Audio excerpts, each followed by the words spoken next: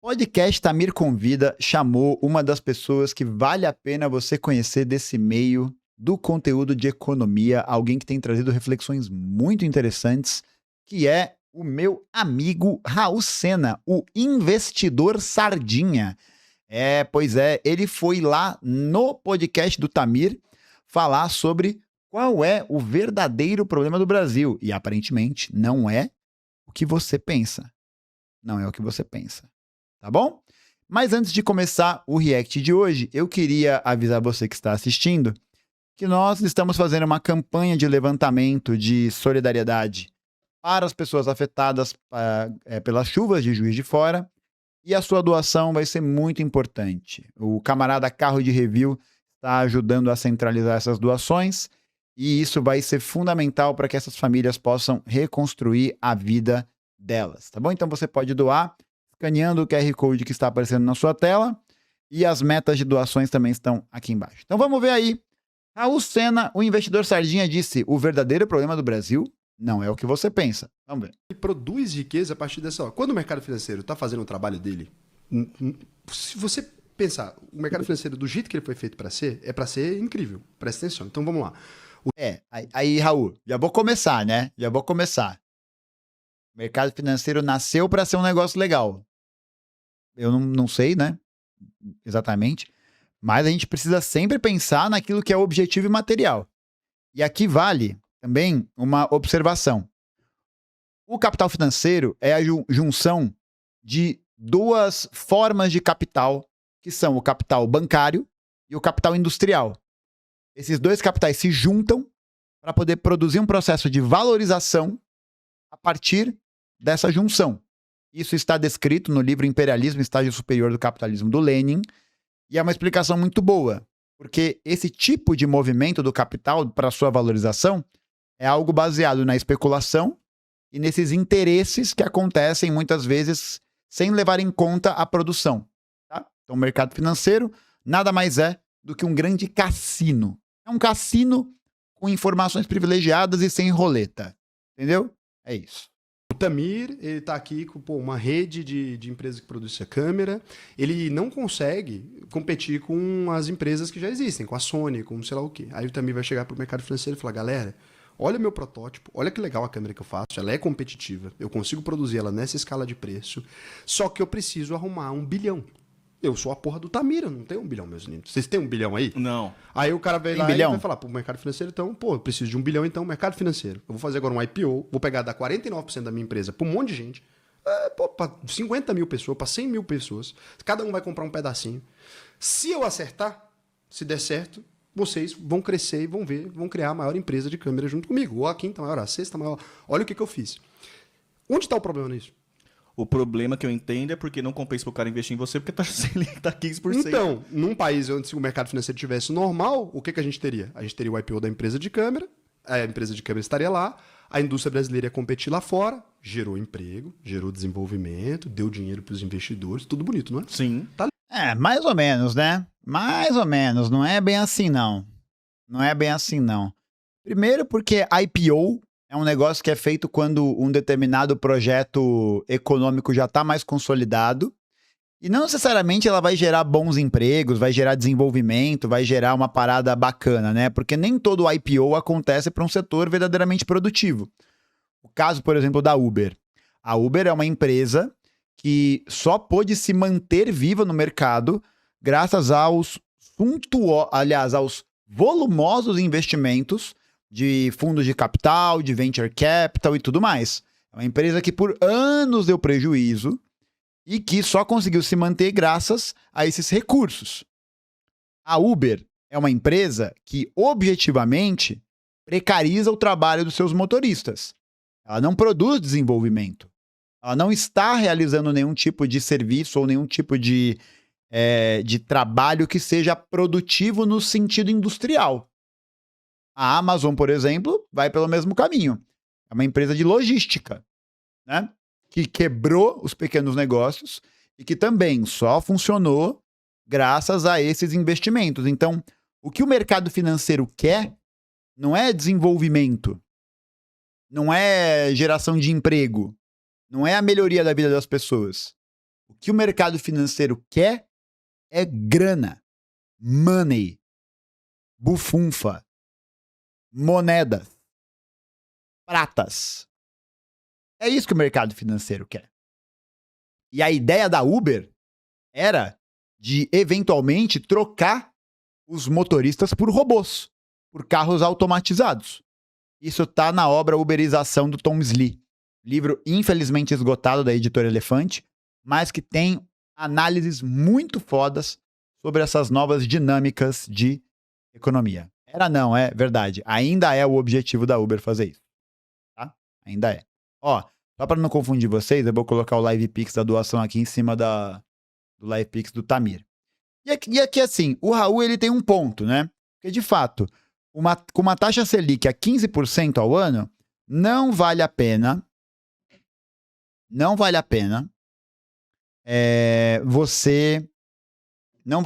você investir em setor produtivo. Vale mais a pena você comprar título da dívida pública, investir na renda fixa, que é um investimento garantido, já que o Estado vai te pagar, ainda que ele tenha que ralar o trabalhador e obrigar o trabalhador a pagar imposto na placa de vídeo gamer, o Estado vai te pagar.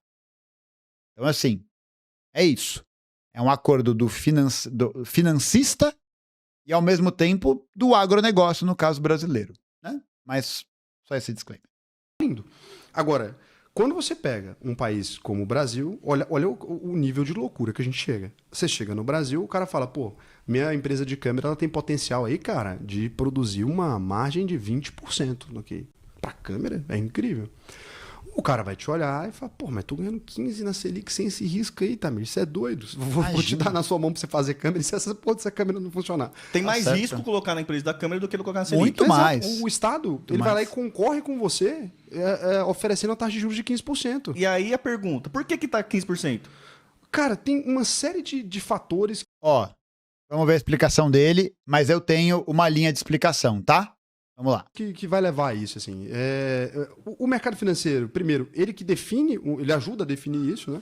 Mas isso que é uma que não deveria, né? Não deveria, mas tudo bem. Isso aí me parece uma coisa que... Porque, tipo assim, vamos supor. Vou naquele negócio bem infantil mesmo, tá? Eu sou o mercado financeiro, eu tô tomando... Sou uma coisa que comanda o país... E pra mim, mano, colocar meu dinheiro em coisa arriscada não vai funcionar muito bem. Não é melhor eu dar um jeito de controlar essa... Não é isso. O mercado financeiro, ele é o maior interessado em IPO. Ele ganha muito mais dinheiro em IPO do que em taxa de juros. Isso aí eu provo.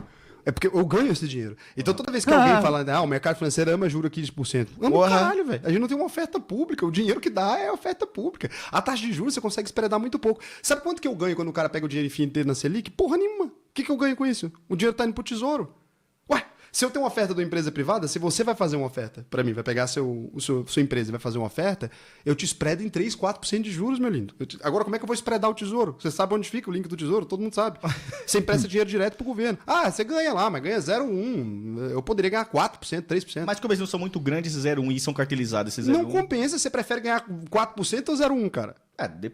Se eu tivesse... Nem se você tivesse trilhões, você quer continuar crescendo. Lembra que a lógica do capital é, quanto maior, não tem isso, não tem limite. Você nunca tá saciado de dinheiro, pô, não existe. Não, depende, né? Depende muito do tipo do volume de grana que você tem, porque 4% de 1 milhão é muito menos rentável do que 0,1% de 1 bilhão.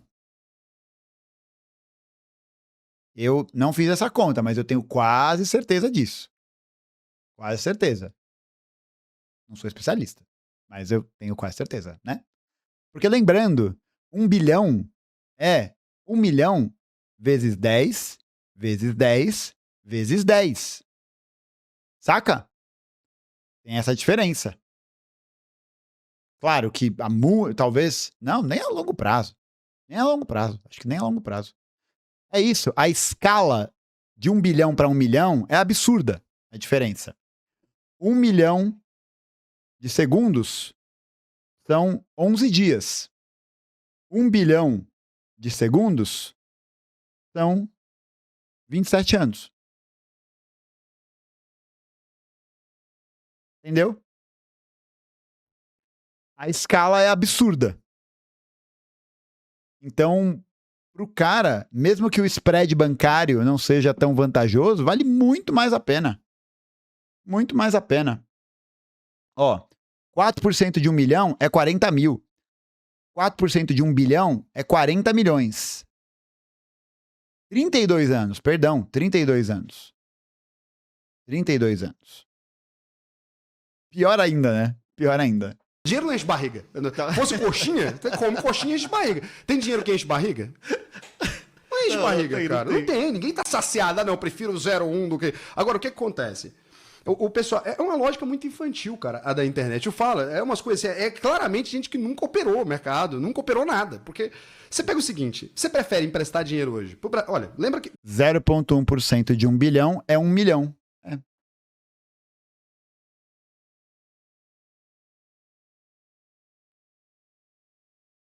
Não, mas não foi o que eu falei? 4% de 1 bilhão é 4 milhões. Bom, enfim, 4% de 1 milhão é 40 mil, 4% de 1 bilhão é 4 milhões. 0,1% de 1 bilhão é 1 milhão. Meu irmão, porra, Raul. Aí o cara, o banco, o fundo de investimento, vai querer meter o dinheiro dele aonde? No IPO, que ele corre o risco de perder, ou no título do tesouro? Tá doido. Lembra que país é o nosso? Vamos lá. Tá. Dos nossos 4 últimos presidentes da República, todos foram presos ou tomou impeachment. Sim. 5, talvez. A única momento de normalidade democrática do Brasil é o FHC entregando a faixa pro Lula. Fora isso, não tem uma normalidade democrática. Você ouviu esse lorota lá de fora, tá bom? Você ouviu ela aqui dentro também. Você tem bilhões, tá aqui com dinheiro. Aí esse país, ele pode tomar juros? Só fazer um critério. Nem vou pegar o critério de conta pública, nem vou pegar a loucura, não. Vamos só esse critério. Esse país é um país meio estranho. Você emprestaria dinheiro para esse país numa lógica, tipo, deixar 20, 30 anos parado esse dinheiro lá? Então, não. É por isso que o Brasil tem que ficar aumentando a taxa de juros infinitamente. É esse o problema. Eu concordo com você. Na realidade, o aumento da taxa de juros no Brasil serve principalmente para atrair divisa em dólar. Para atrair divisa em dólar e para controlar o volume da inflação. O que acontece? Explicar, né? Botar a colherinha na boquinha. Como é que funciona? A taxa de juros é aquilo que é estabelecido como a taxa mínima do que o governo vai te pagar caso você empreste dinheiro para ele. Né? É a taxa básica, então é por onde sai.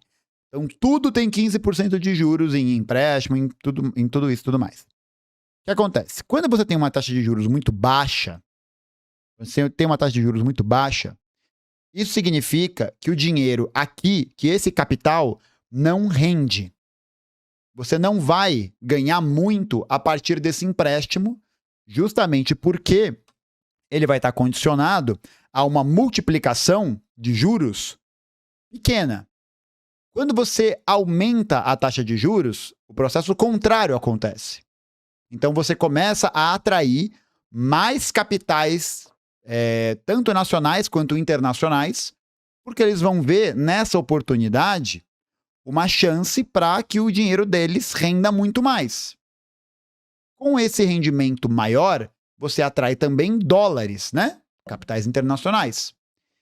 E quanto mais o Brasil consegue angariar esse fundo de reserva de dólares, mais ele consegue manter o real como uma moeda valorizada. Só que o custo disso é justamente o custo da produção.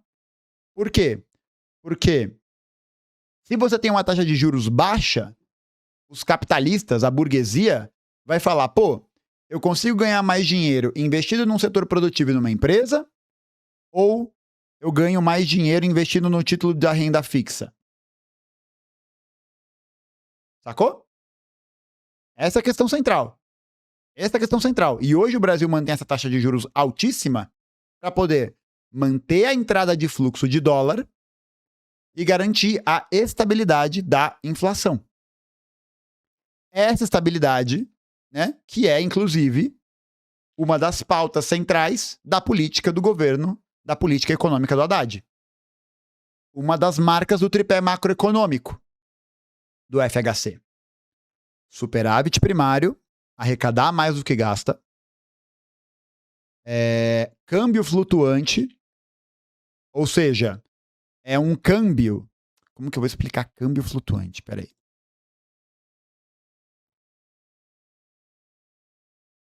Câmbio flutuante, aonde o valor da moeda é atrelado ao dólar, Isso é importante.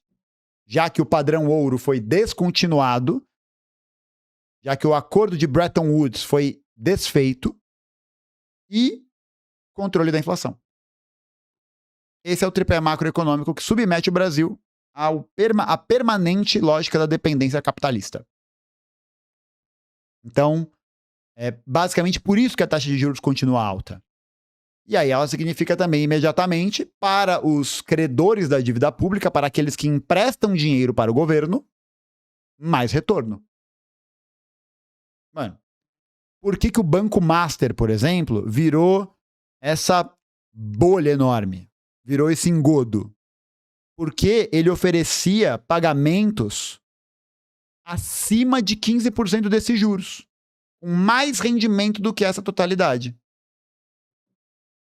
Entendeu?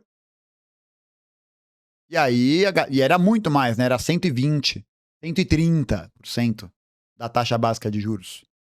Aí é loucura. Eu só queria entender, porque você tá falando assim, o manual do bom moço para ter investimento externo. Para você, não. Para você, por exemplo, manter uma taxa de juros mais baixa. É tipo assim, você precisa pelo menos fingir uma normalidade. O Brasil não consegue fingir uma normalidade. Não, tudo bem, mas isso você tá falando de dinheiro externo e você tá falando... Não, dinheiro nacional também, ué. Eu sou investidor aqui no Brasil, correto? Eu posso investir em qualquer lugar do mundo, cara. Isso é sempre assim. Não tem como represar o capital. Mas tem até a página 2, né? Porque o governo ele controla esses fluxos. Só resta rezar. Mais ou menos. Assim, ó, o governo pode falar amanhã que ele vai cobrar 10% pra você mandar dinheiro para fora. Vai diminuir o fluxo? Não sei, vai? Vai. Pode aumentar. Porque eu posso ficar com medo. Porque as pessoas... Mas assim, a gente tem que analisar a tendência, né, Raul? Tem que analisar a tendência. Se o governo diminuir, isso vai provocar uma saída maior do que uma entrada. Entendeu? Vai provocar uma saída maior do que uma entrada.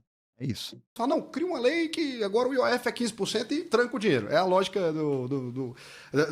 da esquerda da internet. Tá bom. Cara, se eu tô com risco de perder 100%, eu já sou bilionário. Eu arranco essa porra desse dinheiro ou não? Pensa comigo. 150 milhões em troca de não ter esse risco.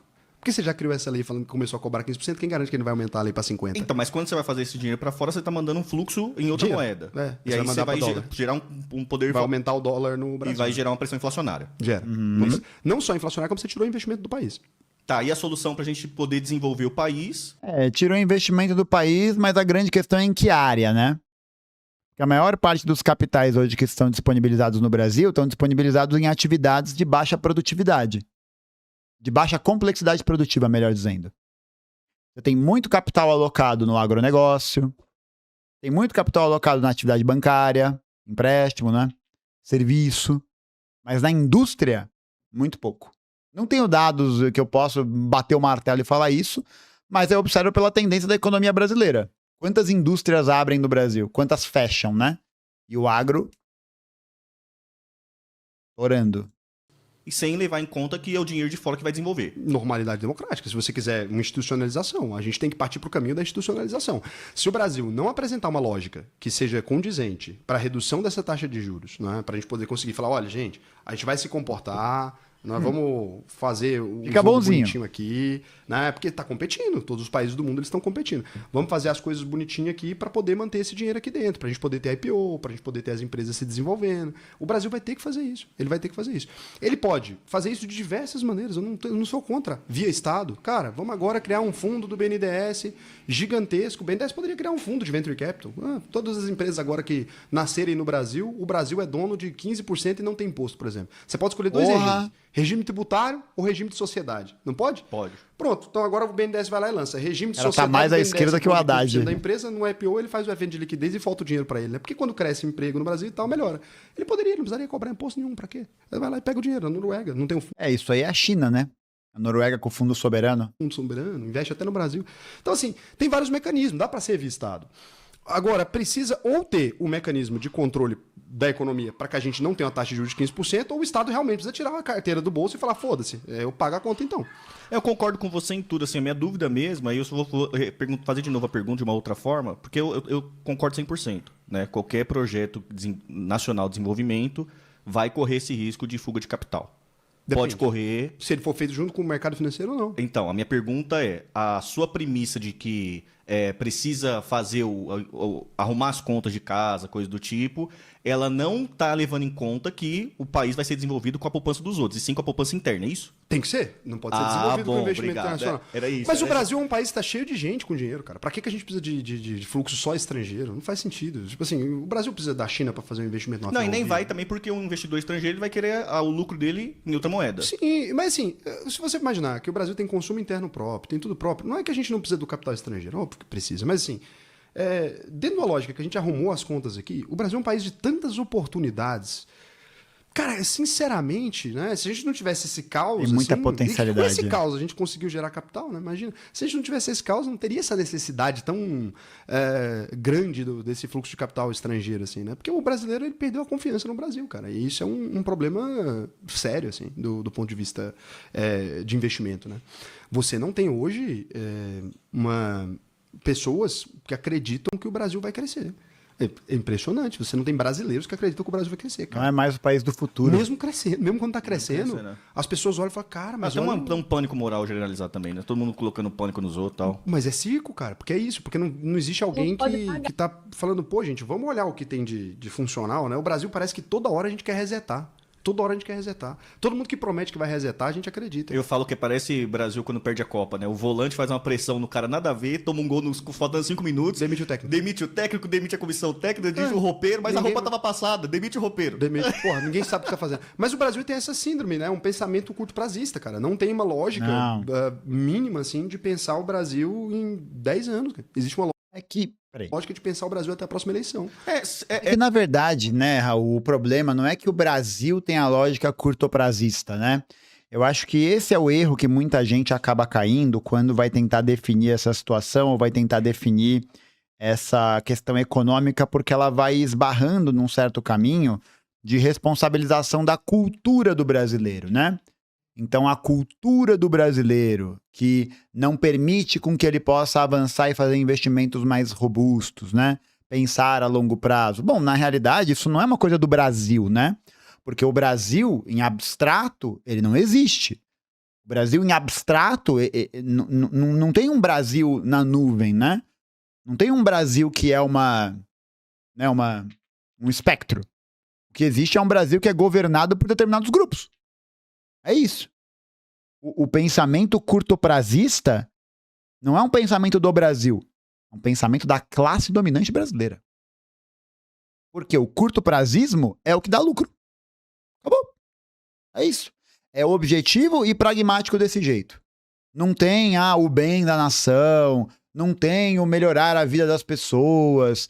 Esse papinho mole não existe. Não existe.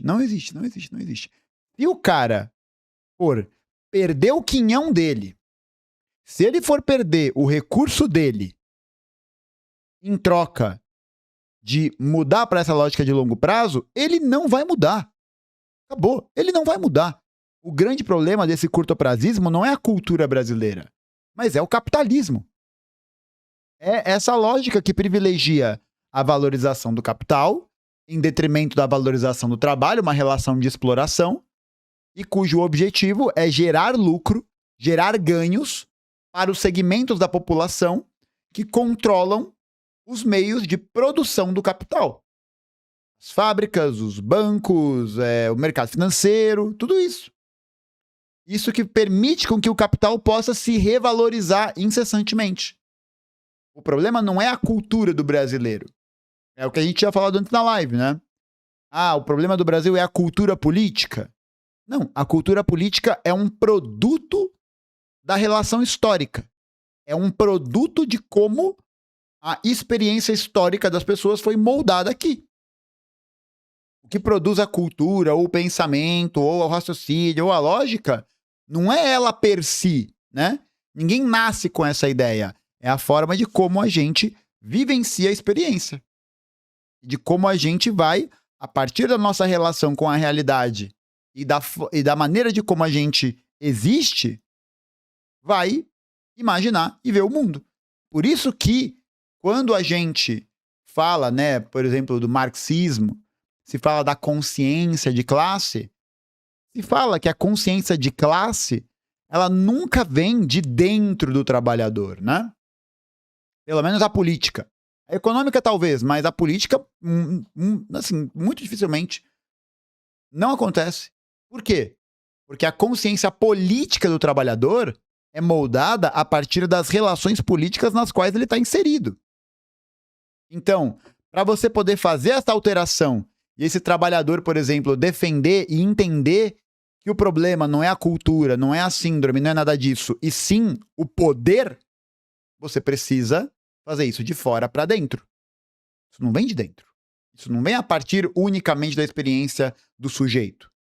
Porque é uma relação que ultrapassa a questão econômica, que ultrapassa a questão produtiva, que ultrapassa essa economia mais material.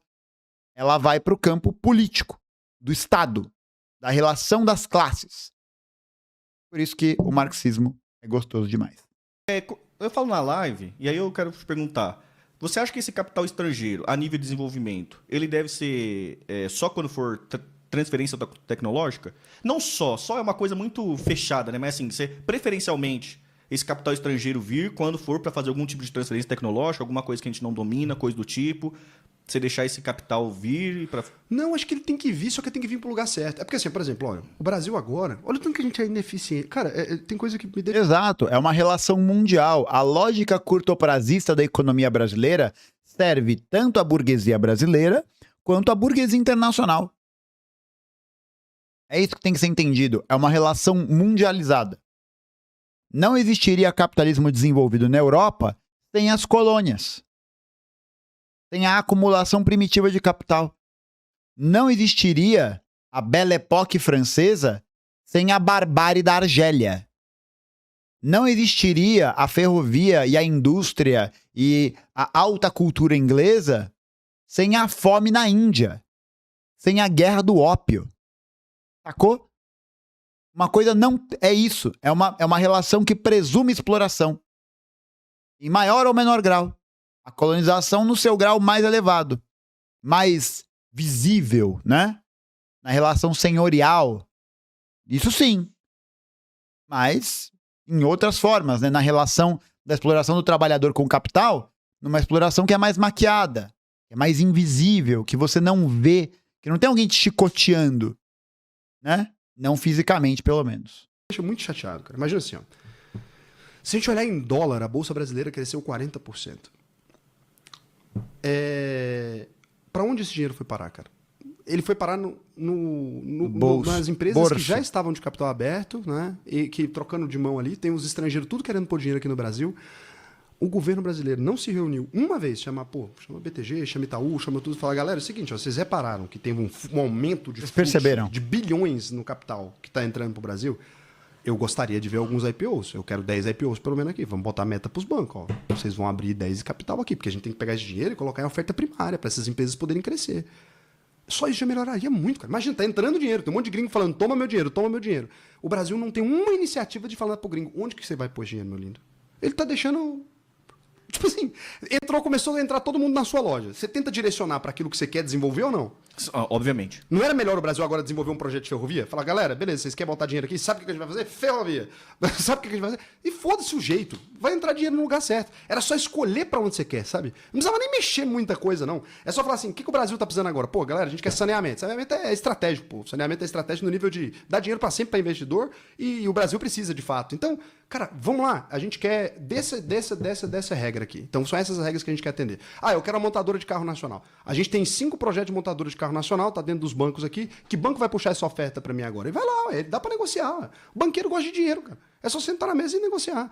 Agora não, deixa tudo ir pra taxa de juros, pô. Então, os caras enfiando dinheiro tudo na Selic, no Brasil. O cara quer Brasil, ele não sabe o que quer. Ele chegou aqui e falou assim, ô Brasil, onde que eu invisto? O Brasil tá falando, pô, não, põe na taxa de juros. Então, mas eu não tenho.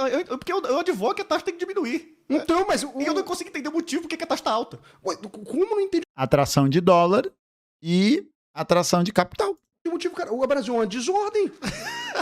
Claro que você entende o motivo. Você entende o. Não. Aí que tá o erro, Raul. Aí que tá o erro.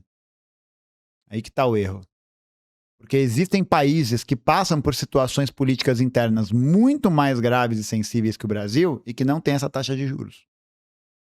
Obviamente o motivo. É um caos. Como é que você vai emprestar dinheiro para um país que tá um caos, cara? Não, mas é que a taxa Selic, na verdade, ela tá roubando dinheiro, ela tá retirando dinheiro da economia. O aumento da taxa de juros só serve para poder manter o nível inflacionário sob controle e garantir a entrada de dólar, já que o regime de câmbio flutuante, que faz com que a valorização do real dependa do volume de dólares, cria permanentemente essa situação de refenato. Se eu abaixo a taxa Selic, ele vai obrigar necessariamente o cara a ir pro setor produtivo. Não necessariamente, porque você pode só subir a inflação loucamente, né? Porque do jeito que tá, a Sim. estrutura e a desconfiança do fluxo de capital, esse dinheiro é sair de uma vez. Mas você Mas essa é a questão. O grande problema é que o Brasil já teve taxas de inflação maiores e com índices de desenvolvimento interno também muito maiores, né? Essa ideia de que o controle a inflação em si, para si, não é o problema. É claro que é necessário que a inflação precise ser controlada, mas não a custo do desenvolvimento do país, que é justamente o que acontece hoje. É justamente o que acontece hoje. Então você precisa recompor essa valorização dos salários, do dinheiro que os trabalhadores ganham. Mas essa recomposição, para poder cobrir o preço da inflação, significa você tirar do outro lado. Significa você, de alguma maneira, criar uma pressão contra as classes dominantes para que elas valorizem na força a força de trabalho. E é justamente isso que dá problema. Né? É justamente isso que dá problema. É aquela velha frase da Maria da Conceição Tavares, né? Uma economia que não cresce, que cresce aos solavancos, que não distribui, que não se desenvolve e que submete o povo à miséria. É isso. A situação da classe trabalhadora brasileira nos últimos 30 anos, estruturalmente, melhorou ou piorou? Ela passou a depender mais ou menos de políticas públicas? Sabe? É isso. pode Aí controlar você essa... tem a mudança do dólar. Mas o governo também, pensando, né, tudo projetado. Mas se você sempre tentar planejar um jeito que é artificial de você fazer isso, você vai acabar tendo que arrumar muita coisa, porque a economia não funciona assim. Não, mas porque não é artificial. É artificial. Pô, cada vez que você mexe num pêndulo desse, de uma vez, você pega e fala, eu vou jogar a Selic agora em 7, porque eu acho que tem que estar em 7. Cara, isso vai dar uma merda. É, ao mesmo tempo que os caras do Copom jogam a Selic pra cima porque sim, né? É porque você não imagina porque a consequência do dia seguinte. Não, mas ela é uma bandeira. O que vocês querem dizer com bandeira artificial? Que você não entende também. Porque a taxa Selic, ela sobe através de indicadores e uma percepção. Uma percepção de mercado. Só que ela tem que... Só que não é do mercado, né? É bom a gente falar, não é do mercado geral. É o né? mercado geral. Mercado financeiro, né? É, mas isso é o mercado geral. Então, É. não é o mercado geral. Não, os Não. indicadores econômicos eles vão ter que partir desse tipo de lugar, não vai ter como partir de outro lugar. Não, ele pode vir por exemplo, de uma associação de indústria, associação do agro, coisa do tipo, tem influência nesse tipo de relatório. Nossa, mas aí você ia fazer um sistema muito mais complexo de ser E mais, gerenciado. Raul Sena vai descobrir a integração do capital bancário, do capital industrial, do capital produtivo com o capital financeiro. Atenção. mais eficiente. Não sei se mais eficiente. Porque o mercado financeiro, querendo ou não, ele acompanha esses fluxos o dia todo. Ele acompanha o fluxo da construção civil, ele acompanha todos os outros fluxos. Ele não desconecta? Não, porque ele tem que estar... Todo dia ele está trabalhando. Por exemplo, para você financiar um imóvel, você vai ter que ir num lugar do mercado financeiro, né? Para o agro financiar uma safra, ele vai ter que ir algum agente do mercado financeiro. Esses agentes eles são a ponta final do sentimento. Ele sabe se está tomando calote, se não está, se o cara está conseguindo pagar direitinho, se as contas estão saneadas das empresas. Ele consegue entender esses fluxos, né? Eu não sei se o cara que vai tomar um empréstimo é o melhor cara para te dizer se a taxa de juros está mas boa ou não. às vezes não é só o cara que toma empréstimo, mas também, sei lá, o cara que fornece serviço, coisa do tipo, que não tá dentro do sistema financeiro, ele não tem esse sintoma direto lá. Tem sintoma, tudo tem sintoma. Não tem nada que não tá dentro do sistema financeiro, cara. É porque o sistema financeiro ele opera dentro dessa loja. Tá tudo dentro do sistema financeiro. O que não tá dentro do sistema financeiro? Você tá falando pra mim, então, que o sistema financeiro ele não desconecta da produção? Não. Cara, no geral, ele tá completamente ligado. Por exemplo, se você me perguntar como eu atendo clientes do agro, se você me perguntar, se vai ter uma boa safra de soja ou não, se os caras vão pagar ou não, você sabe um pouco antes, assim. Eu sei, mas o agro... Mas mesmo agro, mesmo se você que o pegar agro, setor não- de serviço, cabeleireiro, você sabe, você tem a conta da diarista lá. A diarista tá então, lá. mas o setor financeiro tá ligado ao sistema financeiro? Tá. O setor do cabeleireiro, por exemplo? Tá ligado? Porque o cara vai ter que pagar Pix, vai ter que tomar crédito, ele passa o cartãozinho de crédito, não passa? Você não passa cartão de crédito? Passo. Então, sua vida financeira tá mais ligada aqui. Eu sei se você vai dar calote ou não. Tanto é que o sistema financeiro ele já sabe quando vai aumentar a inadimplência. Ele pega e aumenta forte, o PDD, né? provisão para devedores duvidosos. Imediatamente, antes do governo saber. Antes do governo sequer ter a informação de que Mas vai aí, dar merda. eu não sei, tá me realmente. parecendo uma profecia de que se autorrealiza, e não o inverso. Não, mas não é pra você. Mesmo você não mexer em nenhum indicador. O governo não toma nenhuma decisão a partir disso. Vamos supor que só do jeito que tá, né? Agora a pandemia. O mercado financeiro já sabia muito antes o tamanho da merda, a extensão da merda. Porque ele já começa a montar o PDD muito antes. Ele já fala, ó, vamos diminuir o lucro aqui porque vai dar nabo. Na verdade, Agora deixa eu fazer uma pergunta agora delicada. Atenção. O mercado financeiro, já que ele sabe que ele... Vamos aceitar o argumento que você trouxe de que o mercado financeiro, ele sente tudo. Não digo que 100%, mas eu Tá. acho que ele tá mais Boa parte. conectado do que o governo, talvez. Ele sabendo disso e que ele determina determinadas coisas, O que já é um problema, né? Porque se o mercado financeiro está mais conectado, ou estaria mais conectado aos problemas reais das pessoas, significa que os agentes privados também têm mais esse controle, né? Ou seja, estamos falando de uma inversão de lógica, estamos falando de uma estrutura problemática, para se dizer o mínimo. não pode acontecer uma inversão, ele sabendo assim, nossa, eu consigo ter uma profecia. Acontece, é autorrealizável. Fazer Isso. por conta dos meus medos, eu faço ele virar realidade. Isso. Acontece. É normal. Acontece no mercado também. É uma coisa perfeitamente possível de acontecer. Porque, por exemplo, quando o mercado acredita numa crise, né, ele acaba criando a crise. É uma teoria. Se todo mundo começa a jogar na retranca, Todo mundo acha que vai ter inflação, não acaba criando a inflação. A inflação é difícil, mas assim, todo mundo começa a achar que as condições de investimento no país vão piorar. E daí todo mundo começa a fazer desinvestimento, né? eu sinto isso, eu tô falando disso. Acontece. Eu tô Você não tá sendo persistente nisso, porque eu já vi sucessivas entrevistas, por exemplo, do Campos Neto, agora do Galípolo, reclamando que o sistema de juros para conter a inflação não tá conseguindo transmitir. Não é eficiente totalmente, mas isso o mercado também sabe. Por exemplo, se você tem uma safra ruim de tomate, né, o preço do tomate vai aumentar, ele compõe a cesta. Vai aumentar ali o preço do tomate, aumentou do arroz, por exemplo, Sim. na crise do Rio Grande do Sul. Tem uma seca sobre a causa de Adianta luz. subir a taxa de juros? Não Obviamente vai que não. resolver. É um remédio que ele não vai ter efeito nenhum, né? Ele só tem quando é uma inflação de demanda. É por isso que daí inventaram lá o tripé macroeconômico. Mas, não quero o tripé macroeconômico, mas vai ter que ter alguma coisa que consiga... O Alckmin fez uma fala que foi muito criticada. Porque Não, ele tava certo. Ele tava certo. Porque ele queria que separa... Os banqueiros concordam com o Alckmin. Aquilo lá não é uma frase que só foi dita pelo Alckmin. Sim. Se eu te dissesse, cara, é porque eu não gostaria de expor, mas se eu dissesse que os banqueiros acreditam que a taxa de juros está alta, cara. eu acredito. Eles acham que a taxa de juros está extremamente alta. E assim, deixa eu perguntar uma coisa pra você também, que eu tenho curiosidade. Todos eles acham, tá? Todos os banqueiros. Agora se criou também esses negócios de muito fintechs, coisa do tipo, que antes não tinha, quando eu era mais novo, coisa do tipo. Antes só tinha só os bancões e já era. Agora tem esse meio que... Esses fintechs, sei lá, que é um sistema financeiro meio que diferente do tradicionalzão, né? Febraban e tal. Tá tendo algum tipo de... Você acha que existe algum tipo de conflito entre esses dois tipos de sistema? Não, eles meio que fizeram um favor pro sistema financeiro. Exatamente. Os banqueiros estão reclamando que a taxa de juros está alta, porque quanto mais a taxa de juros cresce, menos solicitação de crédito você tem, porque é mais caro de você pagar, né? É tradicional, cara. É porque eles acabaram levando muitos clientes que não eram tão eficientes ali para essas fintechs e tal. Acho que deu acesso, né? O brasileiro estava desconectado do sistema financeiro, assim. Tinha banco que não abria conta para pessoas com nome negativado e tal. Acho que a expansão de concorrência é sempre bom. Para mim, a gente precisava ter 2.000 bancos, não, sabe, 100. Acho que isso é uma coisa que a gente precisava ter mais, assim. E mais bancos de investimento. O Brasil só tem um banco de investimento, né, cara? Só tem o BTG. Você não tem outro banco de investimento mesmo. Privados, tá falando, né? Fora do BNDES. Mas é porque você, mesmo que fosse de capital misto, tanto faz o meio, só mais banco de investimento. Você precisa ter mais gente fazendo esse trabalho ali, né? O BTG fez bem o trabalho, financiou vários projetos e tal. Só que não dá para uma empresa só fazer isso. Precisa ter mais gente atuando. Monopólio, né? Nos investimentos pode ser, mais BNDES, mais qualquer coisa, mas precisa ter mais capital pronto, né? Para quem quer tomar capital. E o que você acha que deveria fazer para desenvolver? Você acabou de ver um corte do podcast Tamir Convida. Olha aí! Olha aí! O homem tá profissional demais, hein? Boa, bom corte, hein? Bom papo. Bom papo. Eu gosto do trabalho do Raul, eu acho que ele é um liberal honesto. Tem alguns apontamentos, discordâncias e tal, mas legal. Vou ver a entrevista completa depois.